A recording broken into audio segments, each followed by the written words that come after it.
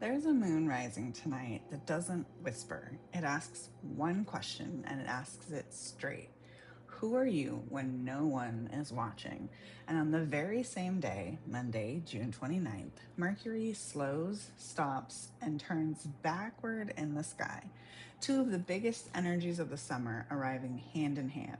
The full strawberry moon in Capricorn peaks tonight. Mercury stations retrograde today and stays here until July 23rd.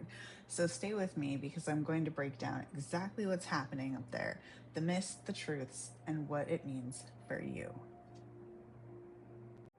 Welcome back, loves, and welcome if you're new here to the sanctuary. I'm so glad you found your way here.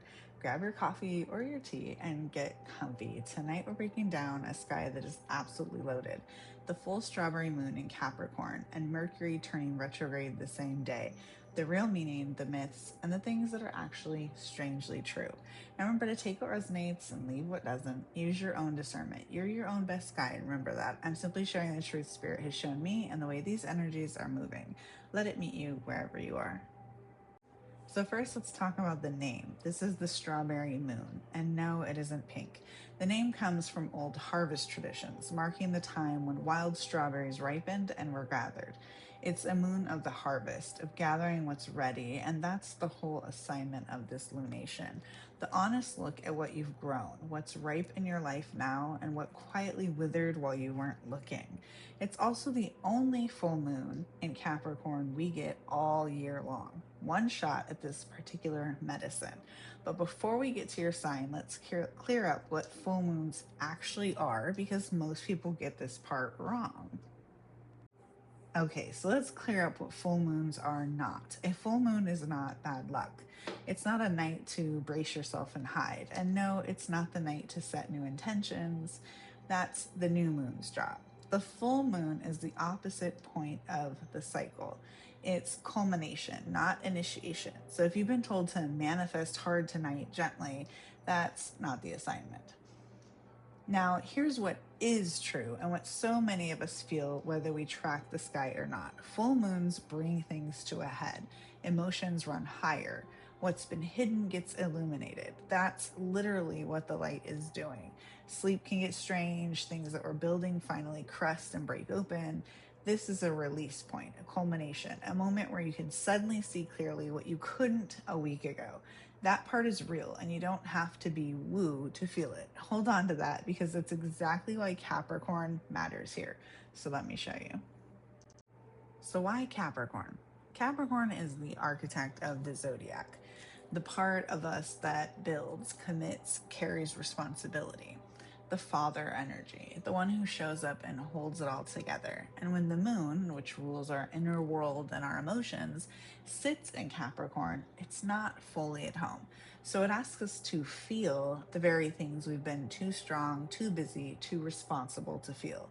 Where have you been the dependable one for so long that you forgot you're allowed to be tired? Here's the heart of it. The sun sits opposite this moon in Cancer, the mother, the inner child, home, belonging, the tender parts of you. So this full moon pulls two energies into the same room, the responsible adult and the inner child. And it asks you to look at the balance. Where have you been all duty and no rest?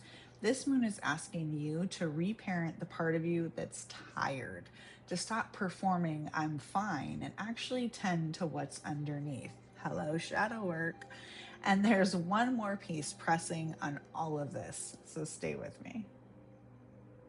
Now there's pressure here, I won't pretend otherwise. Saturn, Capricorn's ruler, is squaring this moment from Aries. Saturn presses on what's been coasting on good intention alone. The boundary you keep meaning to set, but don't. The version of success you've outgrown but haven't put down yet. Under this sky, something either strengthens or breaks it. And loves, if it breaks, it was never built on truth. Let it. Now, the part everyone's been bracing for, Mercury Retrograde. Don't scroll yet. This isn't what you think. So let's get into Mercury Retrograde. The second people hear it, they brace for disaster. So let's bust this open. Mercury is not moving backward. That's an optical illusion, like a slower car appearing to drift back as you pass it on the highway. It is not a curse. It's not the universe punishing you. It does not mean cancel your life, hide your phone, and refuse to leave the house. That fear based version, you can drop that now. And yet things do happen. Odd things happen. And I won't gaslight you about that. Communication misfires, texts get misread, tech glitches, travel snags, the X resurfaces, old conversations come back around. Here's why that's real and even useful. Retrograde is a review. The word itself means to step back. It's the cosmos handing you a chance to revisit, reread, and redo. This one stations in Cancer, emotional water. So the review is about how you communicate what you feel, the conversations you've avoided, the old family stories you inherited and mistook for truth. But here's what makes this one rare, and this is the part I want you to really hear. And this retrograde isn't ordinary. Mercury meets an exalted Jupiter in Cancer right now, something that only comes around about every 12 years. Jupiter expands whatever it touches. So this isn't a routine 3-week hiccup. It's amplified. It can stir deep emotion about the past, about family, about home, but it can also hand back old opportunities you thought were gone. A door you assumed was closed may reopen. Pay attention to what comes back around. It's returning for a reason. So, what do you actually do with all of this? Let's get practical. So, what do you do with all of this? Don't rush to finalize. Read the fine print before you sign. Double check the details, the dates, the bookings. Have the conversation you've been avoiding. But pause before you hit send and let what resurfaces resurface. Don't run from it. This is review season, not launch season. Slow down on purpose, and you'll come out the other side with clarity instead of regret. And in just a moment, you're signed. But first, let's bring this all together. Okay, this is the part you've been waiting for. Find yours and listen to both your sun and your rising. Both will resonate. And if you don't know what your chart is, let me know. I can help you there. This is a short version. If you want me to go deeper in yours, tell me in the comments. Aries, career and reputation are in the spotlight. Don't force a launch. Review what you've built. Taurus, beliefs, study, travel. An old idea or trip comes back around. Revisit, but don't rush. Gemini, money you share, debts, intimacy. Reread the fine print. Old financial threads resurface. Cancer, this one's yours, loves. Identity and how you show up. Be gentle, you're being remade. Leo, rest, the unconscious, the hidden.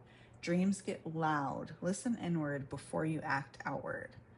Virgo, friendships and community. An old connection returns. Notice who's truly aligned.